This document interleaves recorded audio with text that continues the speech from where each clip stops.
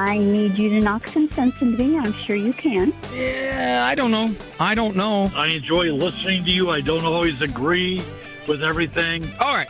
Enough of this persiflage. So, you want my question? I'm certainly not going to get myself in trouble by telling you what to do. That makes great sense. Gosh, that's good. Did I overwhelm you with words and wisdom? I've got 7 kids. I feel like I could call you every day. What? Wait, you're telling me I'm wrong?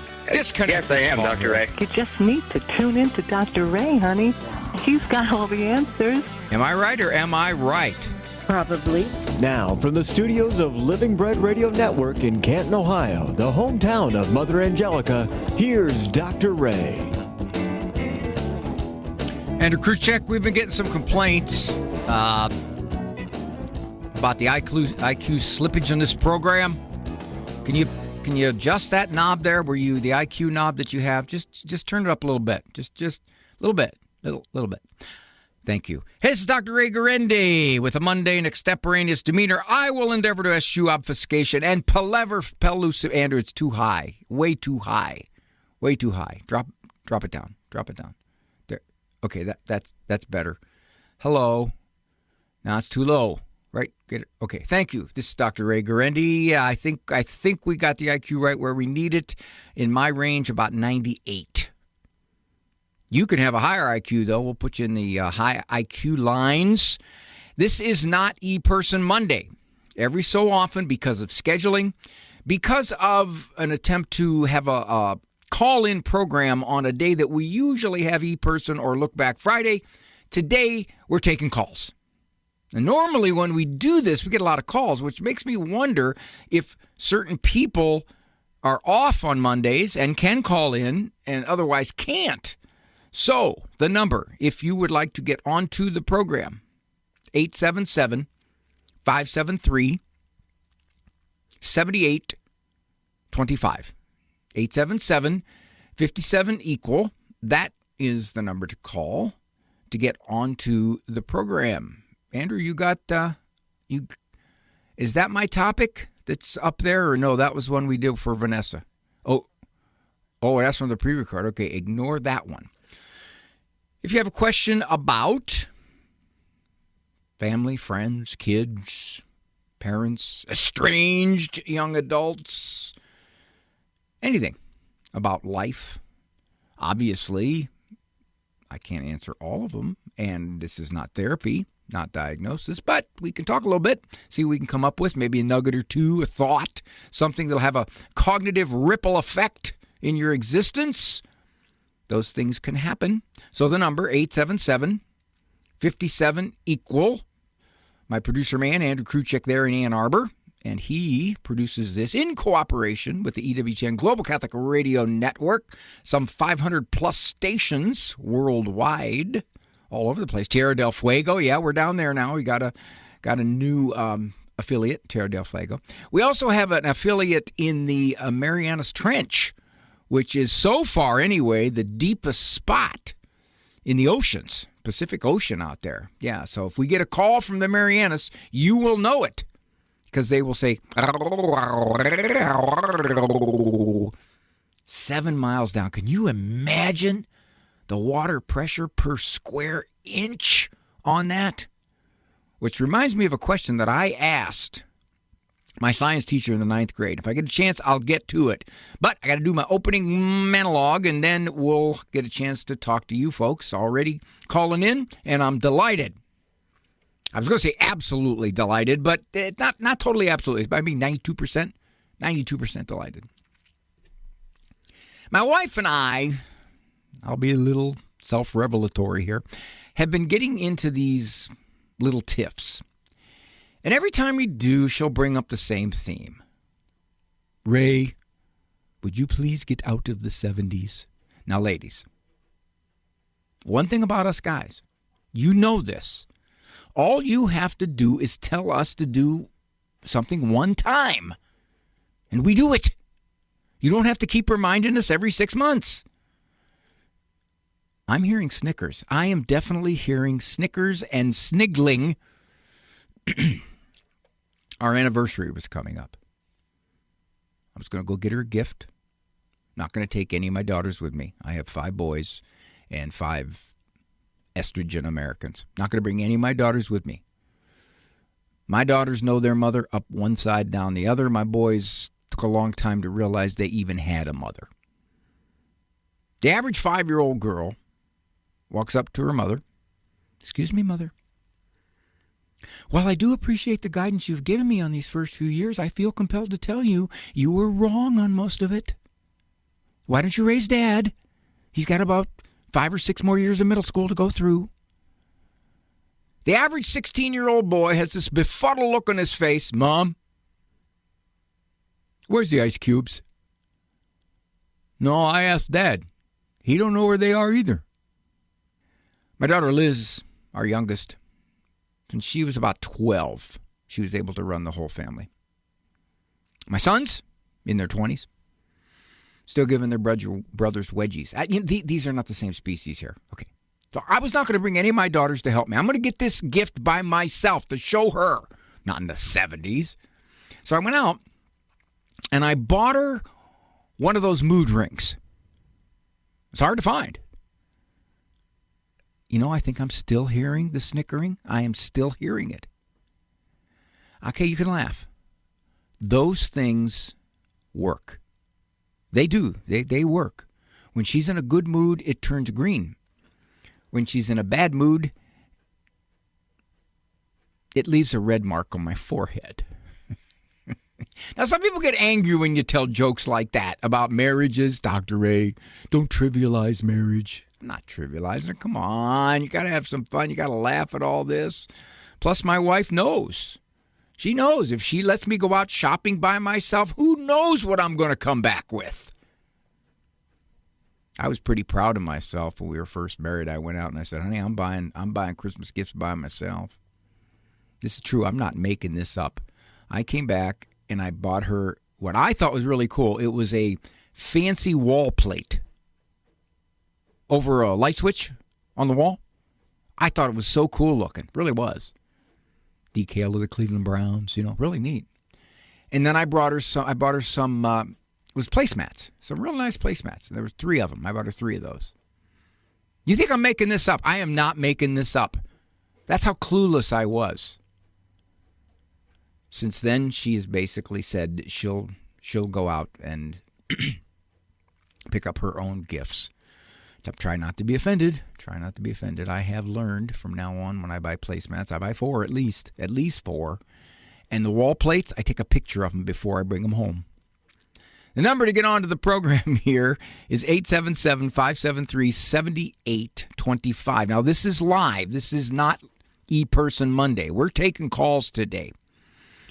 Sometimes we do this because a schedule changes. Sometimes we do it because we just want to devote a Monday or a Look Back Friday for folks who would otherwise not be able to call in. They have a Monday off or they have a Friday off or they're homesick or some reason.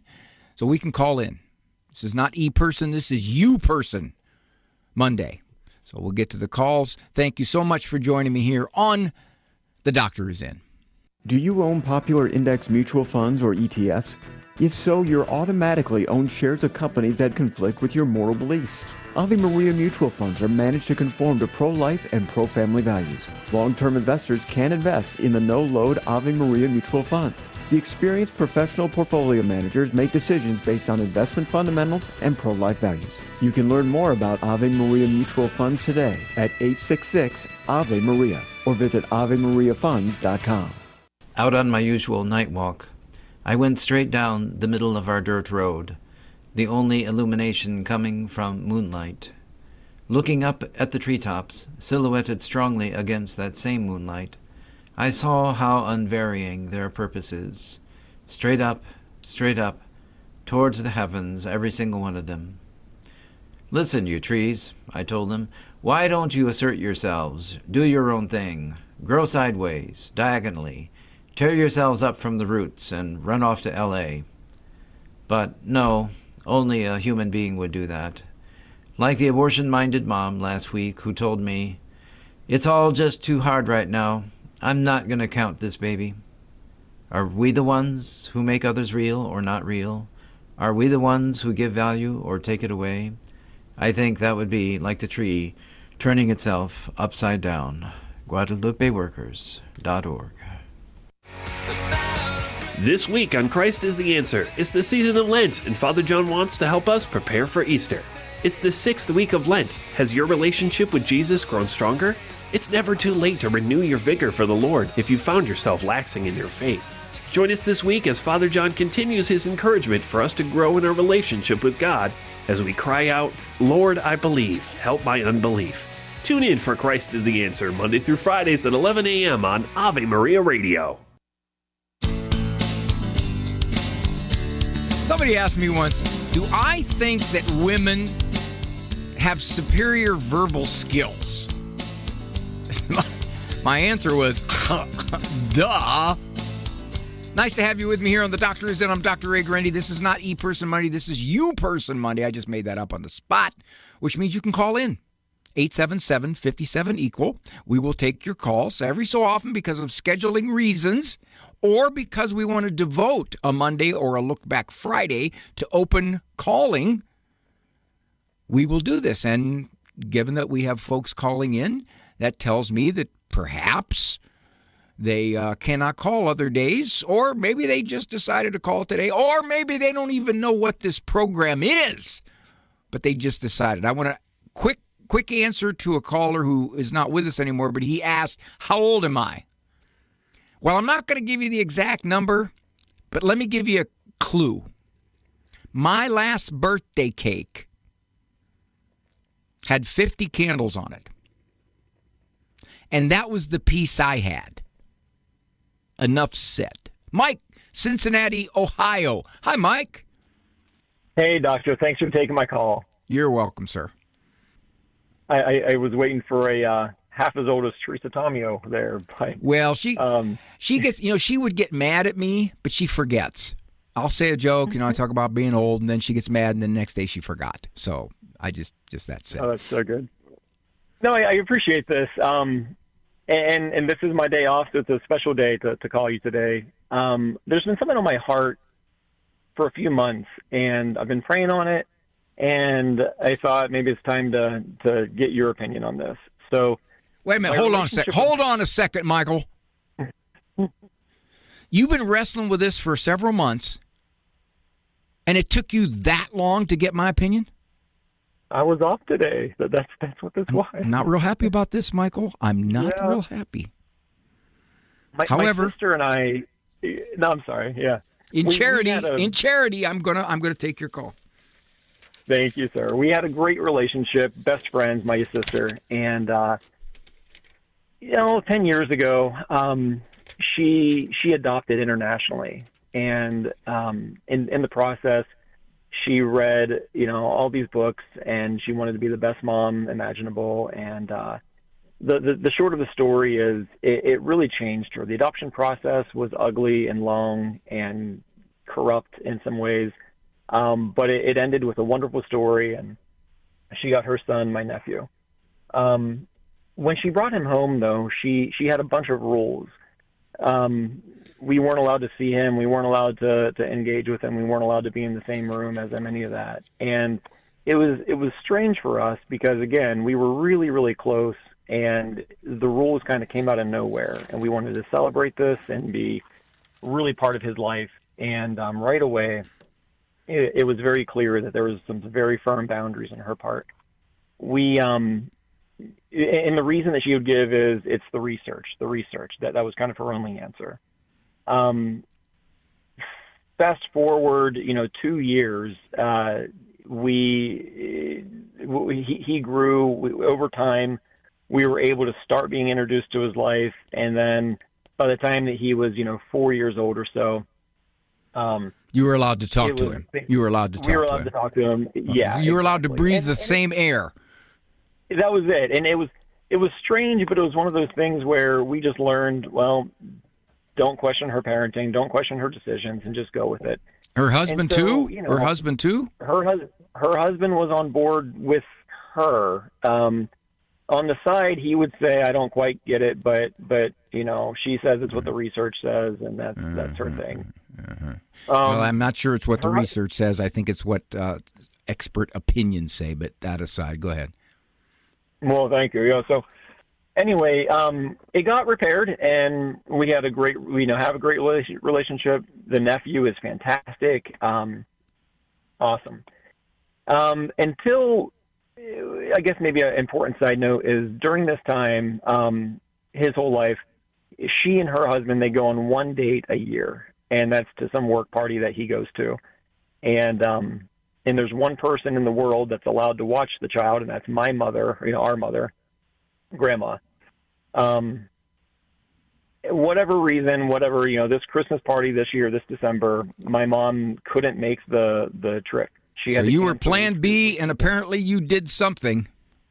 Well, and so I said, well, we can watch him. And again, at this point, he's arguably old enough to watch himself, but how old is he? I digress.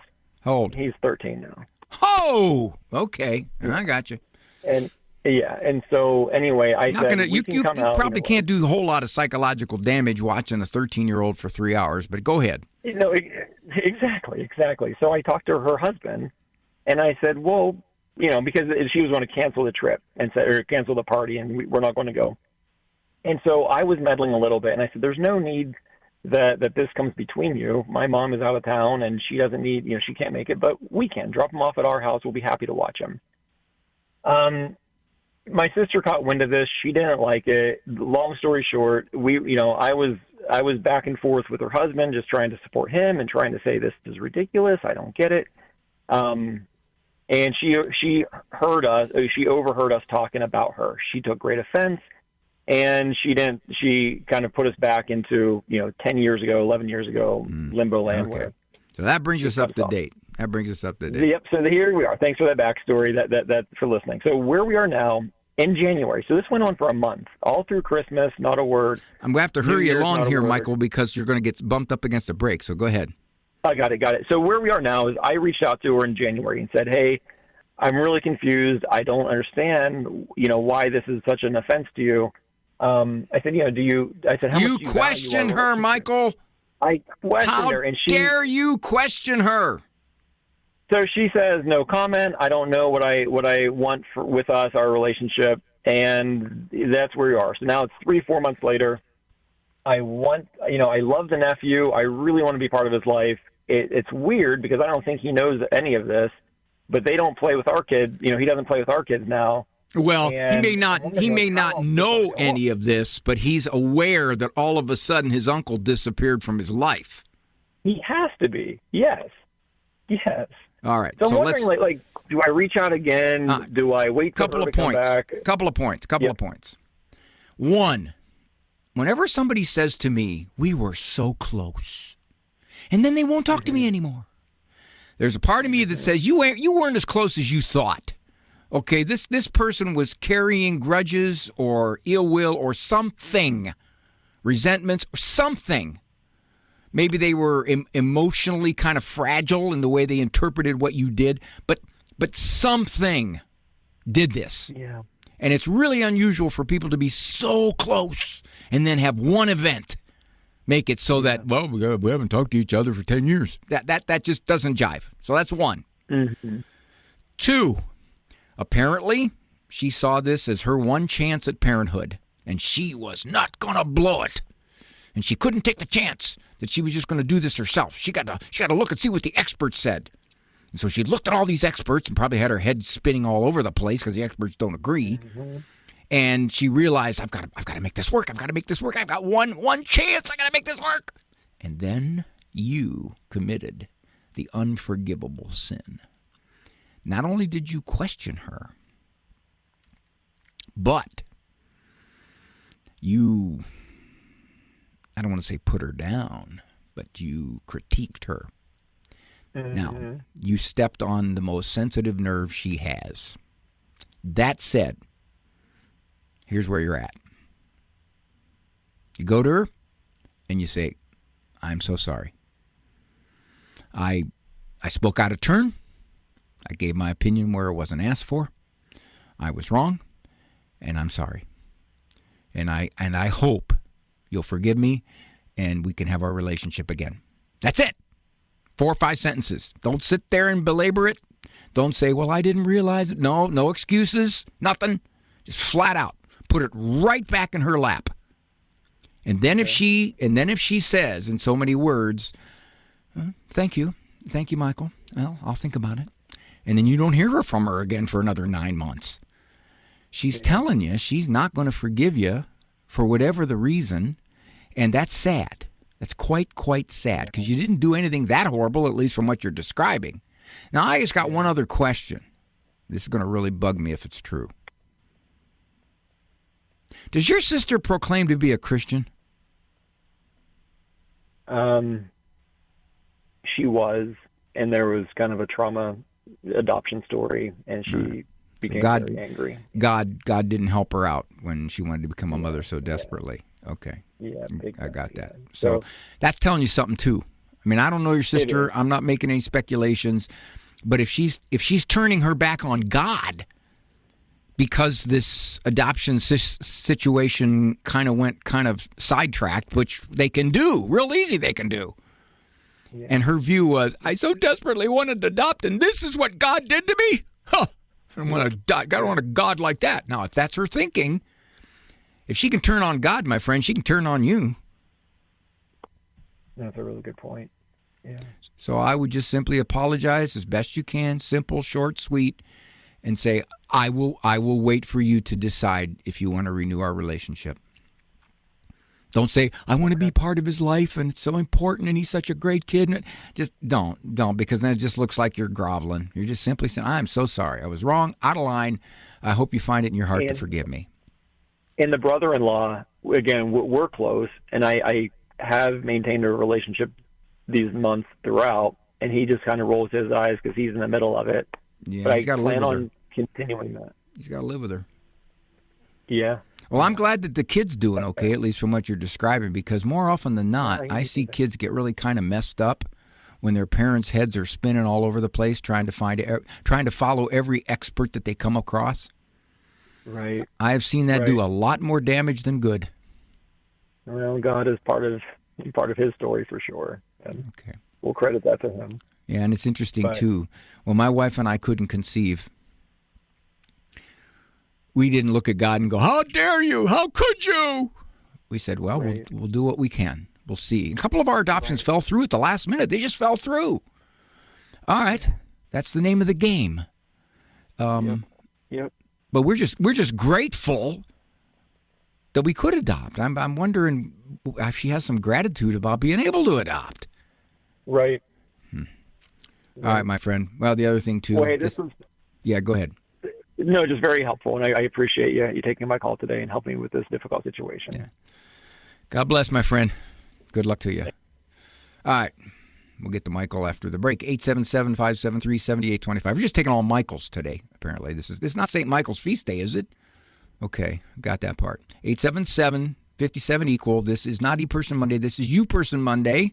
It's Michael Monday. Yeah, that's very good. I had a friend named Mike Monday. Used to play ball with him. Mike Monday. This is Dr. Ray. By the way, I want to thank all the folks in Sioux City, Iowa. Had a men's conference there. And by the way, Bishop Keener, who was the pastor at St. Paul's here in North Canton, I got a chance to connect up with him there because he is now bishop of the Sioux City Diocese. So that's really, really kind of cool. And that'll make me a local hero because people loved Pastor Keener. And now that he's bishop there, they get the benefit of Bishop Keener, and I got to have lunch with him. That's right. And by the way, I didn't know this. Sioux City is like second in the world for pork chops, making pork chops, and first in the world for ice cream. Oh yeah, I stayed there for 2 days just eating pork chops and ice cream. But I want to thank all the folks involved. Dolores, if you're listening, the Sioux City Men's Conference, Sioux City Diocese. Thank you. Your calls when we get back. Dr. Ray, thank you.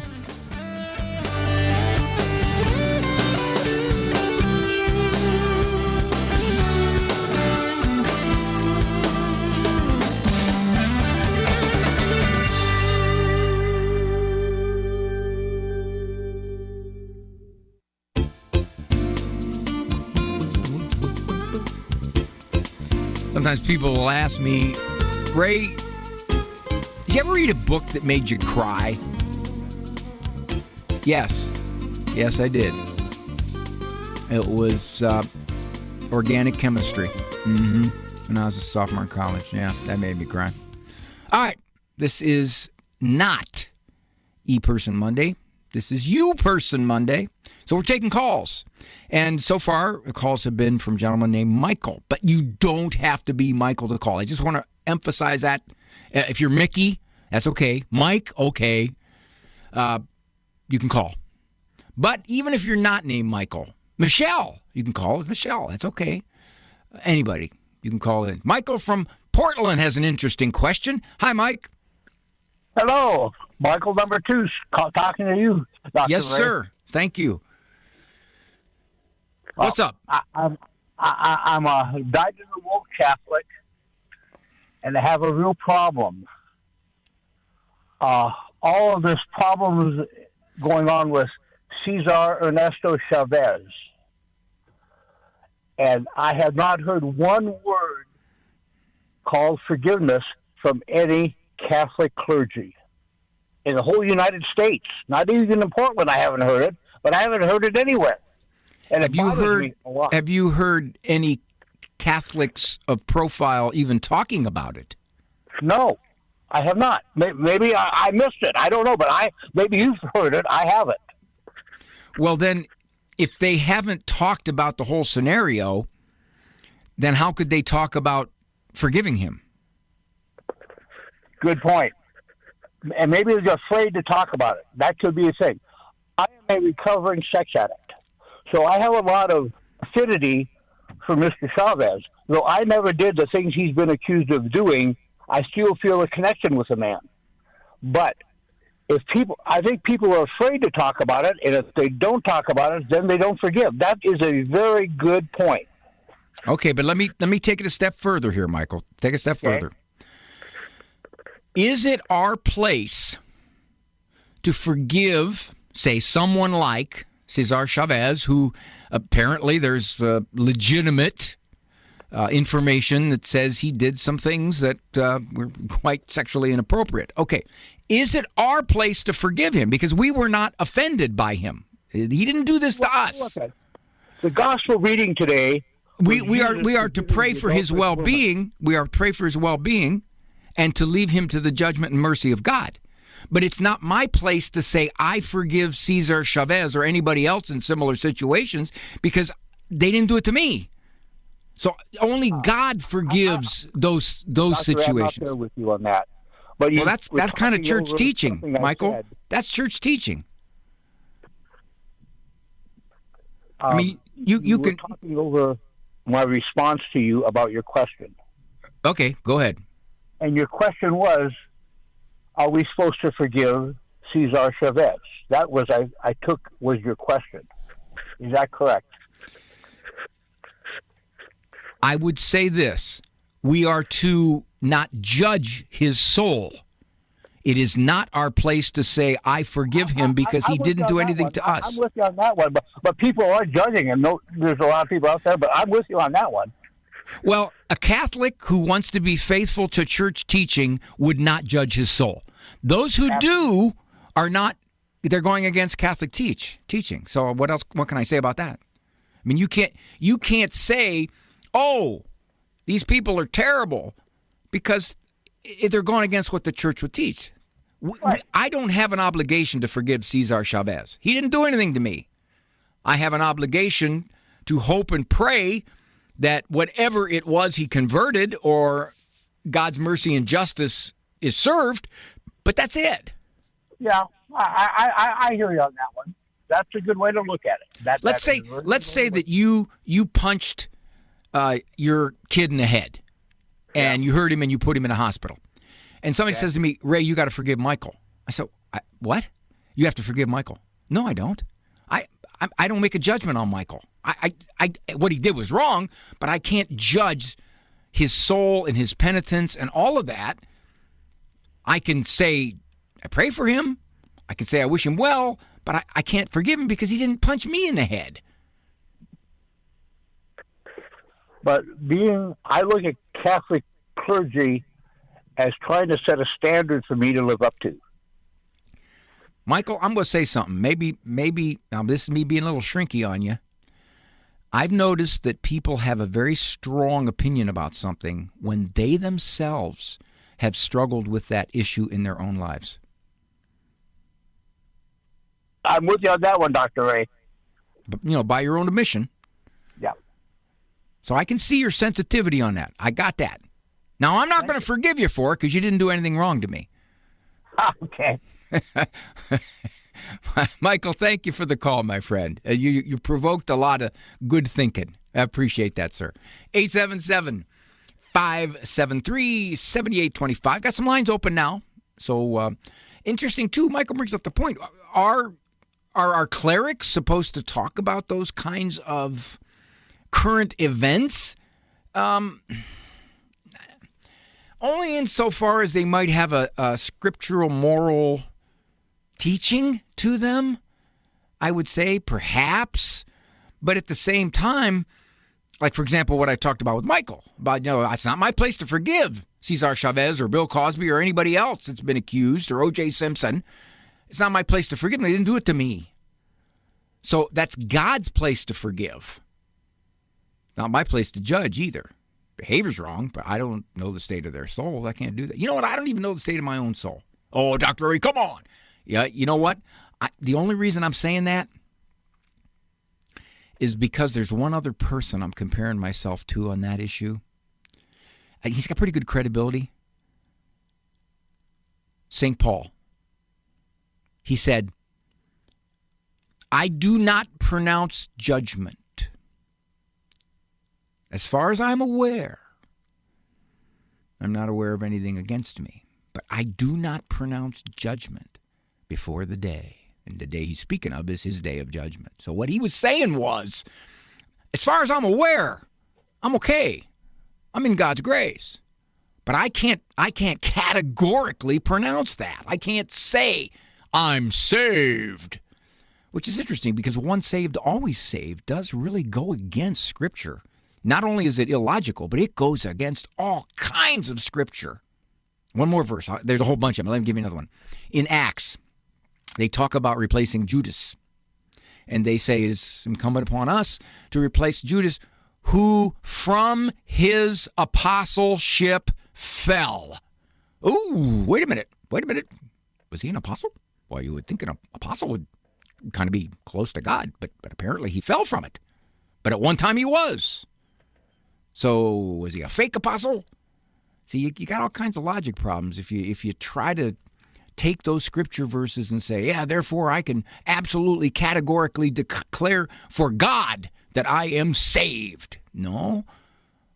I have confidence and security in God's mercy and love that I persevere to the end. Like St. Paul says, persevere to the end, run the race. That's scripture. It's Dr. Ray.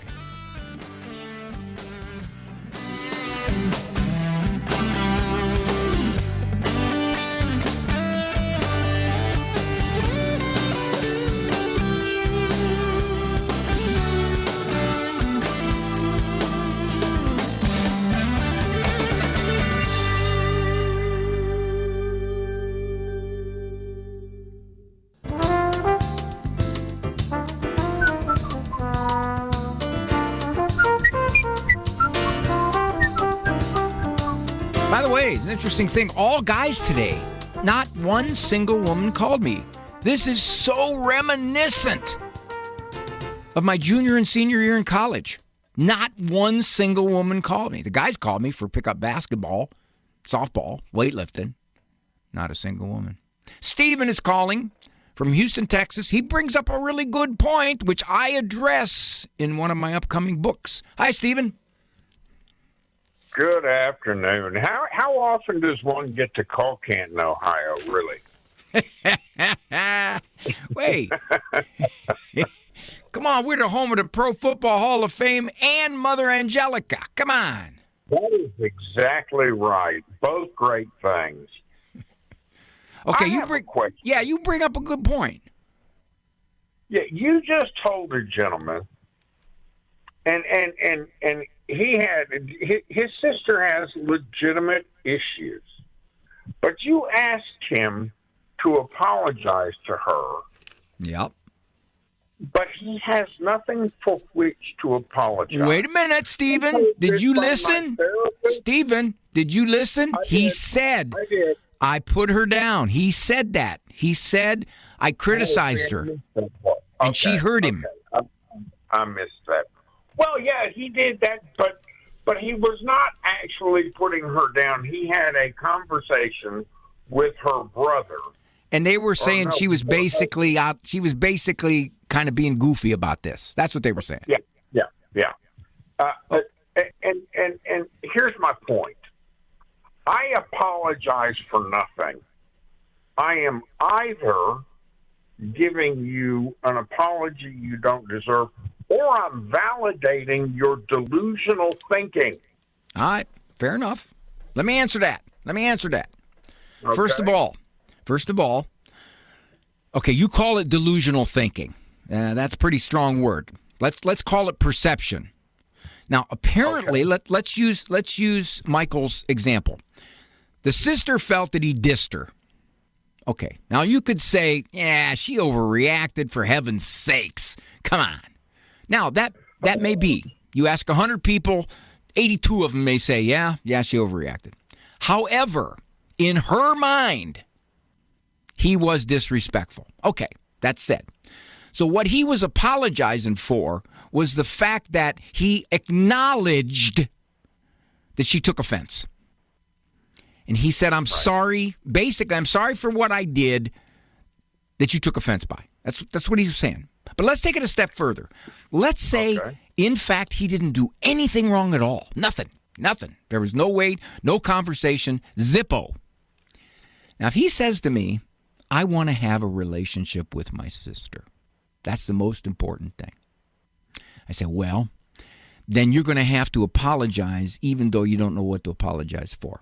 Let me give you an example. Sometimes parents will say, my adult child has written me off. I have no idea why. They just written me off. And I'll advise them. I'll say, well, how important is that relation? Oh, it's very important. I said, okay. Then you got to do damage control. You go back and you say, I am so sorry if in any way I stepped on your toes or was critical or in any way hurt you feelings. I'm sorry. Now, you're not naming any specifics. You're just simply saying, I want this relationship, and therefore I'm going to apologize for whatever it is that you think I did. And you can know full well, you figure in your mind you didn't do anything wrong. I understand that. But what you're doing is that your main motive is to say, I just want to get the relationship back on track. Now, does that offer a reason to do that? No, it sounds to me like you're asking somebody to go into a toxic relationship. Well, it depends on how long this has been a habit. If it's if it's something where you say, we've got a woman here who has a 13-year-old son being babysat. There is a cosmic disconnect, right? So we've got bad behavior acknowledged by the husband, acknowledged by the brother, and evinced by the fact she's got a 13-year-old being babysat. I don't want to encourage that behavior. And if I have to apologize to remain in that toxic relationship... Now, be careful. Be careful now. Hey, come on, Stephen. You don't know it's toxic. That's a strong word. Okay. But let me address your 13-year-old kid still needing somebody to watch him. If she says, as mother, I want somebody to watch him, and you and I and 57 out of 60 people say, wow, kid should be able to watch himself, you know? It's kind of irrelevant because it's her kid. She can make that decision. And the other thing is this. She may say, in her mind, I don't trust him. I leave him home alone. He's going to get on the computer. He knows how to get past the password. I don't trust him. That could be a factor. See, all these things could be factors. So for me just to look at this and carte blanche say, hey, wait a minute, lady, come on. Why in the heck does a 13-year-old need a babysitter? What's wrong with you as a mother? That's really stretching my judgment because I don't know. Right. I could be making assumptions. I don't know. I'm simply never going to apologize when I have no reason to. I understand that, and that makes sense, except if there is a further motive, and the motive is to repair a relationship that the other person thinks you do have a reason to apologize for. That's the difference. And I'm going to tell you this, Steve, and I'm going to let you go after this. I'm a psychologist, obviously. Yep. I know how capable we all are of saying, I didn't do anything wrong, when in fact we did. That is a real quicksand quagmire of conduct. Because most people give themselves major benefit of the doubt. It's part of the fallen human condition. Yeah. I'm much easier on myself, is what you're saying. We all are, my friend. We all are. I was wrong. I'll admit it. I was wrong in, it was 1992, I think it was. Yeah, 1992. Last time I remember, I think. Stephen, thank you for the call. This is Dr. Ray. I'll be back. Today's programming is brought to you in part by a gift from our day sponsor, Mike Hayner. Thank you so much for your donation. Help build the church and bless the nations. Now you can support Ave Maria Radio by becoming a day sponsor too. Send anyone a message, a friend, a family member, or a priest, just someone close by. Call 877-288-1077 and tell them you want to be a day sponsor. It's time for Family Man with Dr. Gregory Popchak. St. John Bosco once had a heavenly vision telling him to reject harsh approaches to discipline and instead raise the children in his care with reason, religion, and loving kindness. Today, we call his method discipleship discipline. It's a means of child rearing that doesn't just focus on stopping bad behavior, but rather helps parents raise faithful kids who love God and lead virtuous Christian lives. Discipleship discipline is great for kids, but it also helps parents experience and share God's love more effectively with their families. That's why discipleship discipline is such an important part of the liturgy of domestic church life, a way of experiencing the faith as the source of the warmth in your home. To discover more ways your family can celebrate the liturgy of domestic church life, check out the newest editions of Parenting with Grace and visit CatholicCounselors.com. I'm Dr. Greg Popchak, but you can call me Family Man. To discover more ways faith can enrich your life, visit CatholicCounselors.com. This program brought to you in part by Ave Maria, Florida, a big kind of small town where golf carts take you everywhere and there's always something fun around the corner. Discover championship golf, resort-style amenities, and a town center full of shopping and dining. With Ave Maria University and Ave Maria Catholic Church at its heart, it's a community full of connection and charm. More than 25 model homes are available for viewing. More information can be found at AveMaria.com. That's AveMaria.com. Oh boy, so many good questions up there and I can't get to all of you. I just say this, please. Call back. You will be first up. You waited patiently, you'll be first up on any program all the way out to Armageddon. So what if I can't spell Armageddon? It's not the end of the world. All right, let's go to Cheyenne from South Carolina. By the way, Cheyenne's capital of Wyoming, isn't it? She has a question that really is now in the realm of 24/7 news feeds, 24/7 constant available through the internet, and the fact that the news is always, not always, 92.64% of the time, extremely negative and frightening. How do you keep aware and yet still maintain some contentment? Is that it, Cheyenne? Yeah, that's it. Several things. Probably have to cut back. It is easy to get pulled into this. And you know as well as I do that the vast majority of what you read, you can't do one single spit about. You can't do a thing about it. Nothing. Iran, TSA, nothing. You can't do a thing about it. So that's the first thing. You recognize that this is all beyond you, and to try to take it all in, all it does is by and large distress you because it just looks like it's all gone to hell in a handbasket. That's one. Two. Okay. Are you a Christian? Yes. Okay, then your peace comes from our Lord internally, and the state of the world is not to distress your peace. It may make you aware of a lot of sadness and tragedy out there and a lot of wrongdoing, that's for certain. But here's the other thing about this. For most of human history, Cheyenne, you would not have known anything bad except what was in your immediate little village or your immediate little tribe or clan or family. That's it.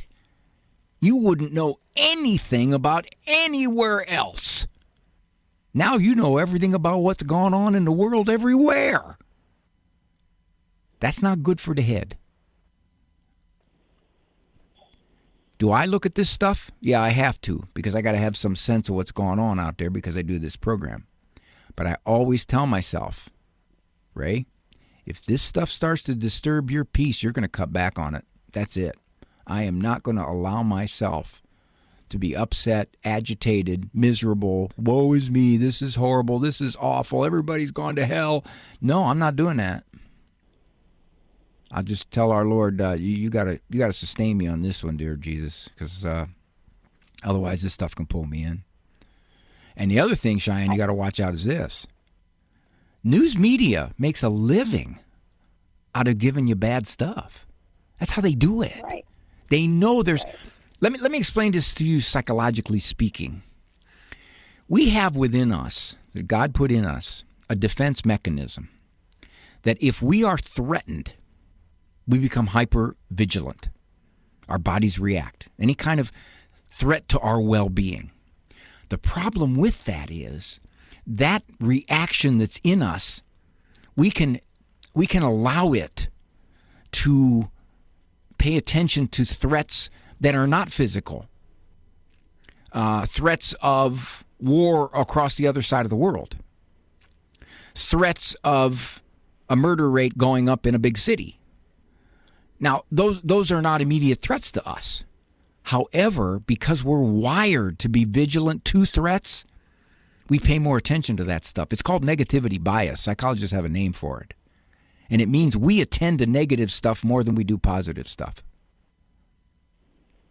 I just saw a plane crash in, I think it was New York, LaGuardia Airport just yesterday. I was reading on it. Right. Well, I fly all the time. I fly all the time. Now, I look at something like that, and I have to keep telling myself, the odds of me in a plane crash are 1 in millions. That's the way it is. But if I looked at... Go ahead, dear. Go ahead. Sometimes I feel like, I have friends who just stick their heads in their sand, and it feels a little irresponsible. So on the other hand, it kind of feels really genius, but it does feel irresponsible not to know, especially like as a parent, right? Sort of what's happening. Yes. And you do feel like, I think you have a false sense of like, you do feel like you could do something, and I think a lot of that, especially, is a false sense of your ability to affect that. As a mom, Cheyenne, if you know what's going on out there and that would directly impact your children's well-being, it's good to know. To know the stuff about media, about computers, about video games, about all the stuff that's out in our culture, the music, everything. The danger. Of course, you do need to know that because you can do something about that in your own life. You can make judgments. The other stuff is way beyond your ability to influence in any way other than to cast a vote. Right. So, and then at that point, you have to, I guess, do your research in the moment at that point that there's a vote. Yes, that's exactly right. You have to know, for example, if you're going to vote for some politician and you're a faith-filled Catholic and you know that politician just applauds abortion all the way up to the baby being born, that you got to know that. So there are certain things that you can transpose into your own life and do something about. But if you just take a steady diet of the streaming news, the vast majority of it is horrible tragedies, ugly, scary stuff that I can't do a whit about. So do you have like a personal routine where, it's a couple times a week, or, is there something where it just becomes more of, methodical, staying in the know, but then, do you know what I'm saying? I'll look every day on news feeds. I will look. And much of it I skip, only to the degree that I find it relevant to me or something I need to know. For example, say the new Social Security rules. Okay, that's something relevant to me. I'm going to check that out. But in regarding a whole lot of other stuff, worldly events, whether the prime minister in Britain is very far left and doesn't like us anymore, well, okay, I can't go, oh, isn't that awful? I hope Britain turns around. So you're right. I kind of screen what I'm going to pay a whole lot of attention to, and my consideration is, can I use it for my own life, or is it something that settles me? Great question, Cheyenne. Thank you for letting me ramble. I got to run. Now walk with God. You stay walking with that God, and you don't get distressed about a whole lot of stuff. You don't. For information on Dr. Ray's presentations, books, and CDs, visit drray.com and follow him on Facebook and Instagram. The Doctor Is In is a co-production of Ave Maria Radio and EWTN Radio and carried across the EWTN Global Catholic Radio Network.